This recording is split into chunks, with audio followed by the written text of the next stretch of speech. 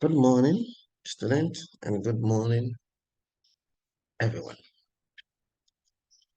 Today, we're going to look at the independent sample t-test. This is part of the data analysis and interpretation series. I am your facilitator, Richard Kofi Asrawa, of the Ghana Communication Technology University, specifically the Economics Department of the Business School.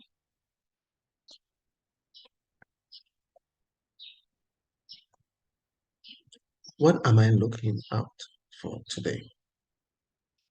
Today, we'll look at understanding the independent sample data, the common use, the data requirement. The sample data to use is sourced from the Kent State University, so I do not own the rights to that data. Then we have the SPSS procedure and then the interpretation.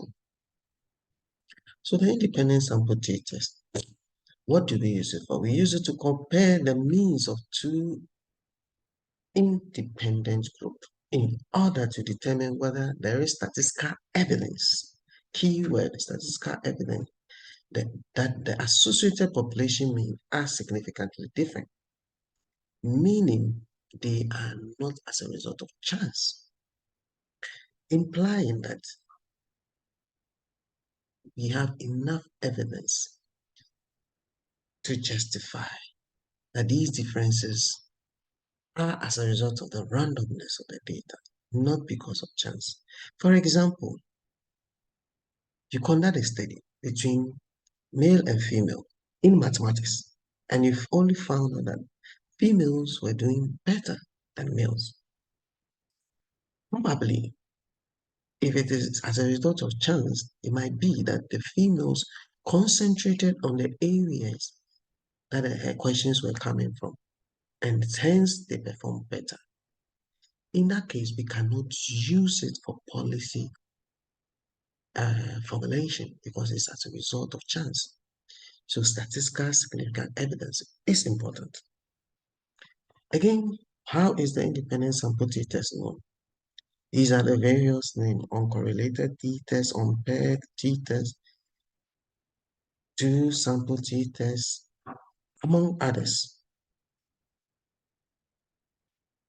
In conducting the independent sample t-test, there are two variables we look out for. Remember, we have learned what variables are by definition in the introductory video. We have the dependent variable, or what we call the test variable. We have, remember, the test variable as it was in the one sample t-test. Then we have what we call the independent variable or the grouping variable. What are the common uses? Is used to test statistical differences between the mean of two groups, mean of two interventions, or the mean of two changes, maybe scores. So male-female performance, intervention, maybe introduction of a drug enhancement, and a situation where there's no introduction of a drug enhancement for athletes. Then again, changes.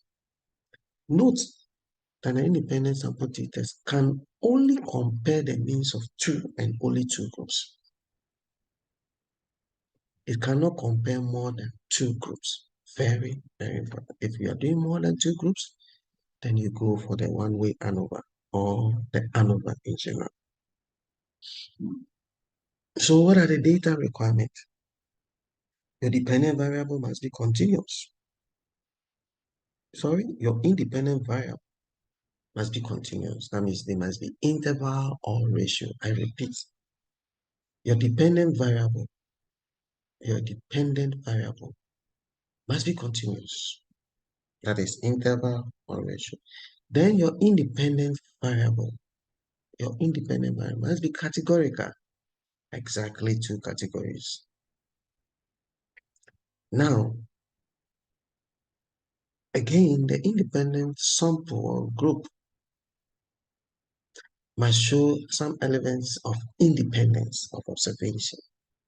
That is, there is no relationship between the subject in each of the sample, implying the subject in the first group cannot be in the second group. No subject in either group can influence subjects in other groups, or group can influence the other. So group A cannot influence group B and vice versa.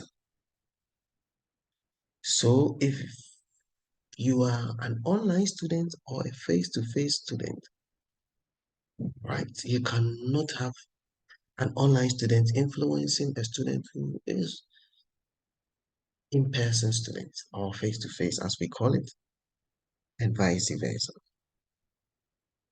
Again, when there is a violation, it's used an inaccurate p-value.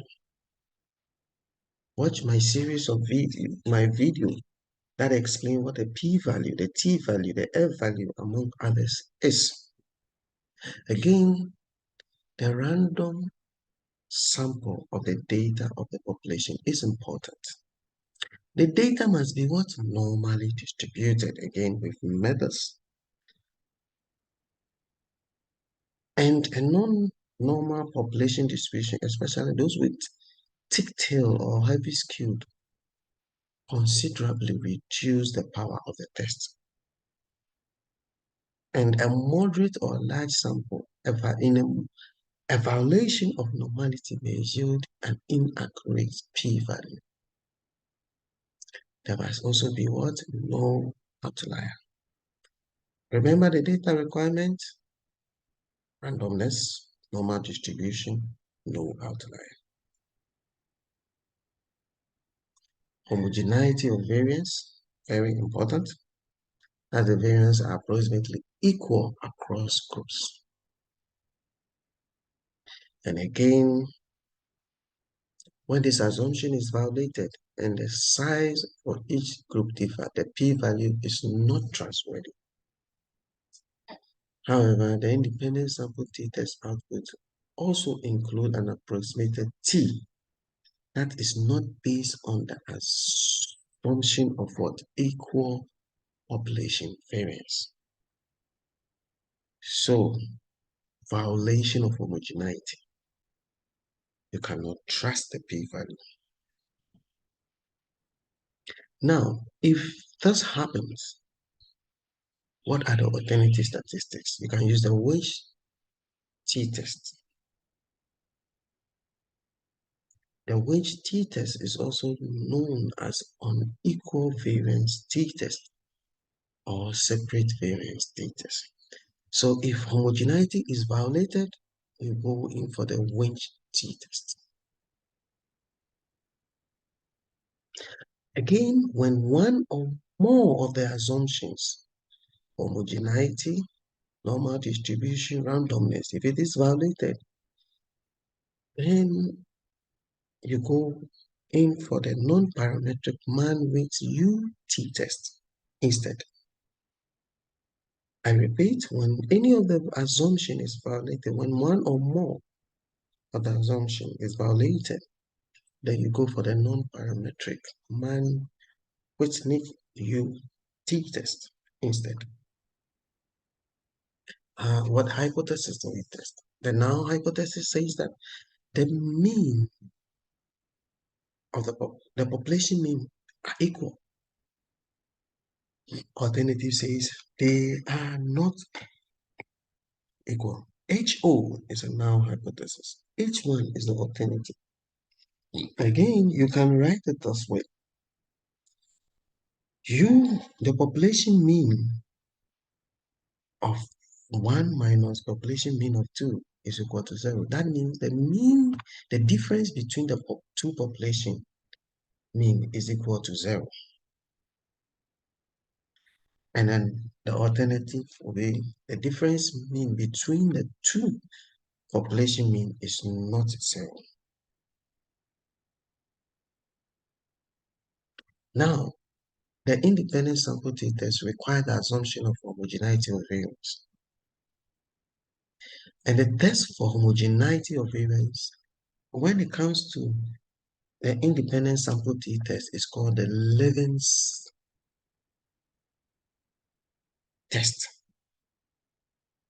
right? So you run the Levin test, and when you run it, you get to know whether there's homogeneity. Again, the Levin's t-test also has it now an alternative. And it says that the population variance of group 1 and group 2 are equal, or the difference between the population variance of group 1 and group 2 is equal to 0. And the alternative says that population variance of the two groups are not equal, or the differences are not equal to what? 0. Indicating that if we reject the null hypothesis of the Levin test, it suggests that the variance of the two groups are not equal. That is, the homogeneity of variance assumption is what? Violated. And this is the mathematical calculation. Remember, we are not interested in mathematical calculation for now. Ours is to look at the data, analyze it, and interpret it. About the data set that I'm going to use, remember I said I did not hold the right to the data. The data set, so sample data of student reported that reports the typical time to run in miles and whether or not they were athletes or not athletes.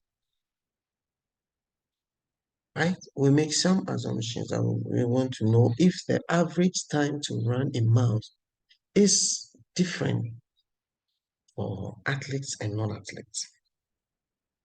So by so doing, we test using what? The independent sample t-test.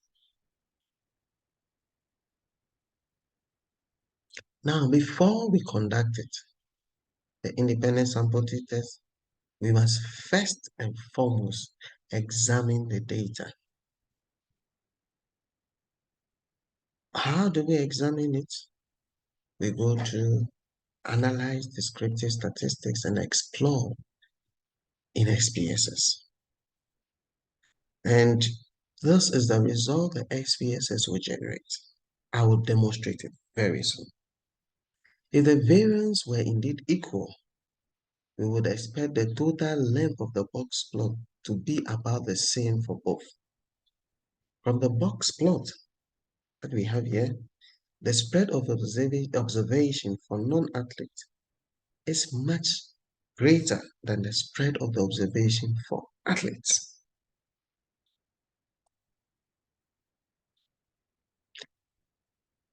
After that, we conduct a test. But before we conduct the test, let me generate this in SPSS.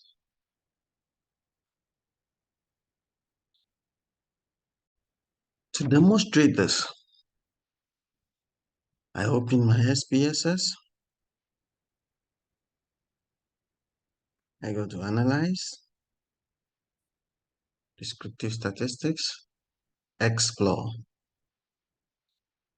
Again, I select my variables of interest, which has already been selected, miles, minutes duration, and then my factor that I'm going to compare, athletes.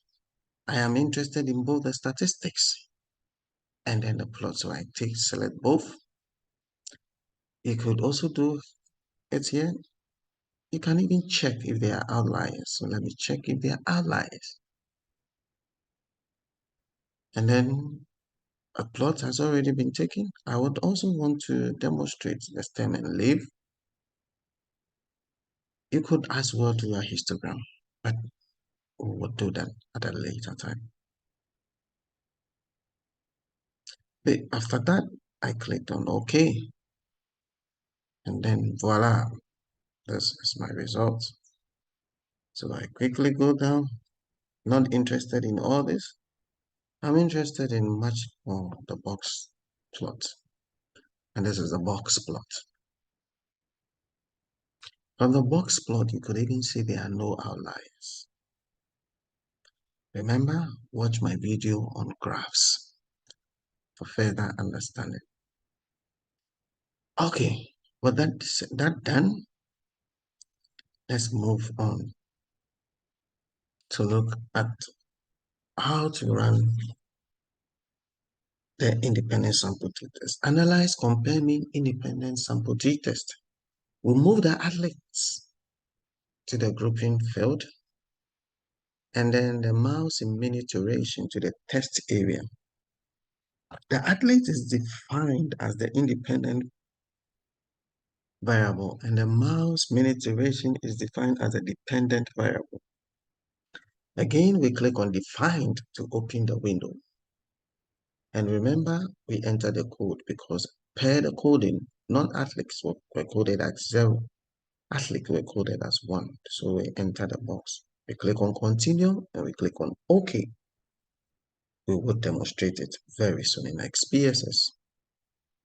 So this is a pictorial view. Our A is a test variable where we put the independent, and the test variable should be a continuous variable. Our B is a grouping variable. These are categorical variable. Remember, we're looking at athletes and whether the student is an athlete or is not an athlete. Then we define the group. By defining the group, we indicate and we define the categories used in the t-test. If this button is not active, make sure you have already moved your independent variable to the right place in the grouping variable field. Again, you must define the category of your grouping variable before you can run the independent sample t-test. I repeat, you must define the categories of your grouping variable before you can run the independent sample t-test. Option D is where you can set your desired confidence level for the confidence interval of the mean. Watch my other video that talks about confidence intervals. Click on OK or click on paste to have a syntax corresponding to your specifics. And then click on define group button to open the define group window. This is a pictorial view. As usual, you define group 1, you define group 2. Remember, if your grouping variable is more than 2 categories, example, it takes this, you can only specify 2 of the categories for SPSS to compare it, and it will disregard the other categories. And then based on that, these are the steps I have already set. Now, the cutoff point. If your grouping variable is numeric or continuous, you can designate a cutoff for dichotomizing the value. Meaning, assuming your grouping variable is a continuous 1 to maybe 50, I can set a cutoff to be what? 50. So it groups the data into 2. Those below 50 and those above what? 50. So that is the importance of the cutoff point. And then you have options, or you can look at the missing and also confidence interval, and you click on continue, and voila, this is the result. It provides you with the basic information that you need. Remember your mean, the standard deviation, and the standard error for mouse time by groupings. Look at the groupings. We have non-athletes and athletes. Look at the time. Athletes take a lower time compared to non-athletes. Look at even the deviation. Wow. For non-athletes, too wide, 2 minutes. For Alex, it's 49 seconds against some microseconds. And look at this uh, standard error. So what do we say? There are 66 athletes and 226 non-athletes. The mean mile time for athletes is 6 minutes 51 seconds, and the mean mile time for non-athlete is 9 minutes 6 seconds. Quite huge. So that is how you interpret this table. This is what students are required, so that it gives you a pictorial view, or it gives the listener or the reader a pictorial view of your data. Then you come to look at the independent sample titers. The independent sample titers, it has the living test for equality of variance. In this section, we'll have what? The living test. So from left to right, we have the F statistics, we have the sig value, which is the p-value corresponding to the test statistics, and the p-value of the living test is printed as what? 0.000, but should be read as what? P is less than 0.001. Please remember, it is printed as 0.000, but should be read as P is less than what? 0.001. That is P is very small. So we reject the null hypothesis.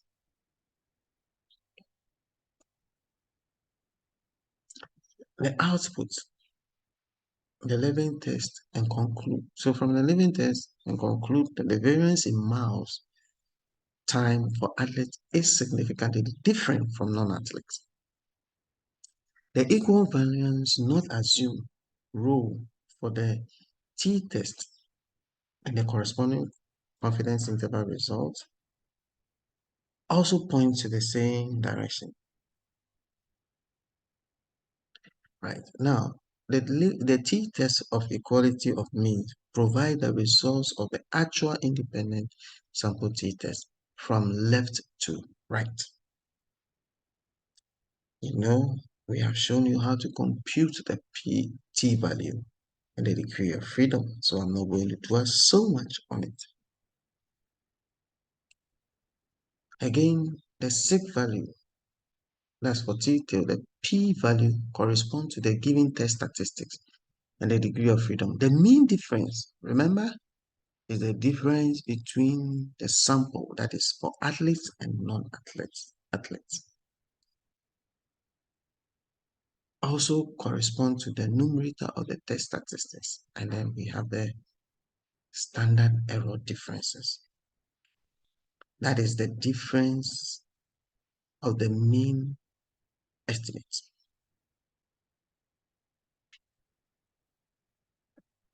As usual, based on all that, this tells us that we should look at the equal variance not assumed rule for the t-test. We should look at what? The equal variance not assumed rule for the t-test. If the test result had not been significant, that is, if we had a p-value greater than A or alpha, then we would have used the equal variance assumed. Remember, I repeat, if we have an observation which is greater than alpha, then we would have used the equal variance assumed. Going back, we have the t-test of equality. The 11th test for equality of variance. Then we have the t, we have the degree of freedom, sig total, mean difference, the standard error difference, and then the confidence interval. And these have all been explained. Now, ladies and gentlemen, what does the confidence interval tells us? Typically, if the confidence interval, which I have shortened as CI, for the mean difference contains 0 within the interval, that is, if the lower boundary of the confidence interval is a negative number and the upper boundary of the CI is a positive number, the results are not significant at the chosen significant level.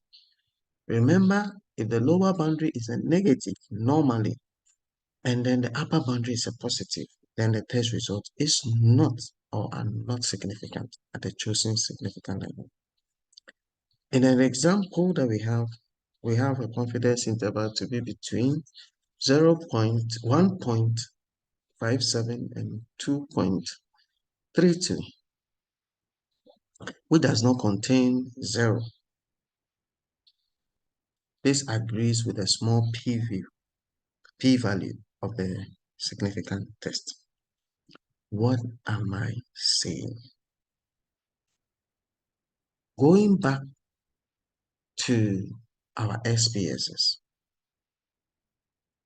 we open the SPSS, we go to Analyze, we compare means, we go Independent Sample T-test.